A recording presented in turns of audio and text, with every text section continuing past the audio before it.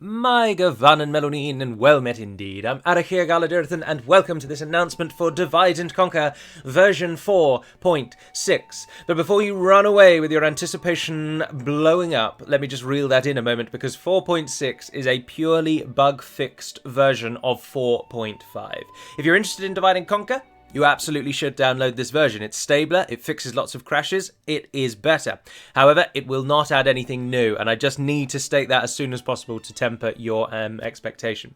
Now, the mod obtaining 4.6 is through ModDB or Google Drive. You can find these links on the Divide and Conquer homepage here on Discord, either in the announcement hall or in the DAC install channel, and they're listed there. And you can either go over to ModDB or you can get it from Google Drive.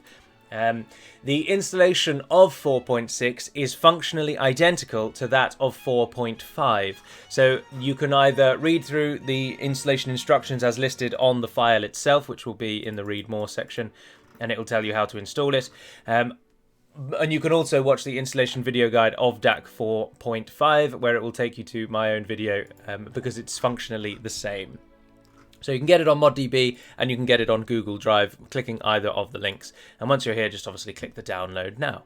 So what does this actually do then? Well, I will just run through this, dull as it is, I'm afraid, but it's imperative that you do know. There's a number of key, very important fixes and a number of just minor gameplay bugs that were left in. So first of all, the game will no longer crash with random AI sieges or after player victories, a fantastic addition. It might sometimes, because obviously the game still sometimes reaches its usable limit, and every now and then, you all know Medieval 2 with mods can just crash. But generally speaking now, you should see way less crashes during AI turn times, particularly when they're sieging or after your own victories. The Northern Dunedain mercenary beacon system now works completely as intended, but note that Khand, Harad, the Ardenaim and Rune are now recruited out of the barracks again. They are not recruited as mercenaries. Linked with that at the bottom here, the actual mercenary system itself for everyone has also now been fixed properly, which is something you will have seen on my Let's Plays where I've played as various factions and trained lots of mercenary units. And the same is true here, so it fixes the mercenaries for everyone, both the Northern Dunedain and all the other factions as well. High Elven generals will no longer spawn in the ocean with no bodyguard. That was fixed by the original hotfix, which this now includes, so there's no additional downloads required after 4.6 until version 5 releases. Crashing mission rewards have been removed, so there were a couple of missions that, again, many people may not have known this, and it was only brought to our attention in the past few months, really, if memory serves. But mission rewards, there were a couple of them that would crash the game because they couldn't actually reward you with anything, and so the game would have a right wobbler and it would crash, but those have been fixed. There's a couple of Barrow-Wight ancillary triggers that caused an issue if the enemy was starved out or if he was starved out during a siege, and those have been fixed as well, so Barrow-Wights are a little less buggy.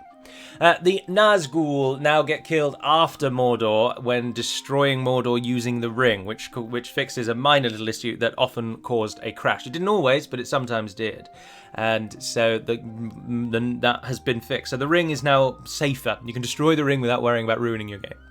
Certain triggers related to non-existing buildings have been removed, so that should improve stability as well. Darlian Woodsmen, who are no longer in the mod, were still referred to as a guild trigger, and they've been removed, so that should also improve some stability.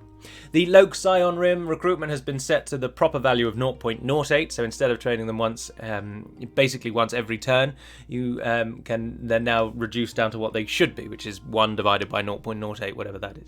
Fix the AOR restriction of Athala Rangers. So there were some regions where Athala Rangers should have been obtainable by Dorwinion and Dale, but owing to an error in the file system, they actually weren't. So now if you're playing as either of those factions, Athala Rangers will be a little more plentiful.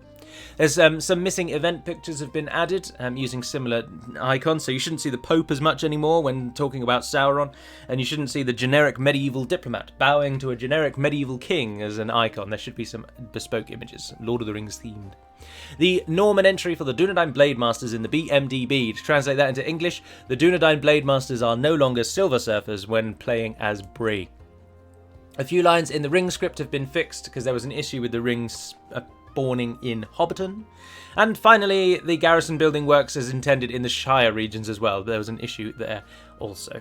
So the key reasons that you'd want 4.6 is because stability is jumps up 2 or 3 levels. You should get crashes way less. Of course, there are always likely to be the odd crash, but it should now be at the level that you've sort of seen on my YouTube channel, where it's maybe 1 crash every 80 turns or so, which is eminently manageable. But that's 4.6, and the overseeing of Lynx's first task in command. But you can access it, as I say, on ModDB and Google Drive, and I implore you to delete 4.5 first. So, save game compatibility, I hear you all cry, there is none. I mean, technically speaking, you could install this, carry on with your games, but things would be broken and lots of these fixes won't actually apply. You'd need to start a new game to get the full weight of these fixes.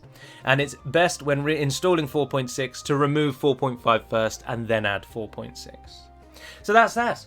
So get out there and enjoy DAC version 4.6 in all the stability that you ever dreamed of, and that should hopefully tide you over whilst we wait for version 5. But until then, na waarne den per Melonin, and farewell.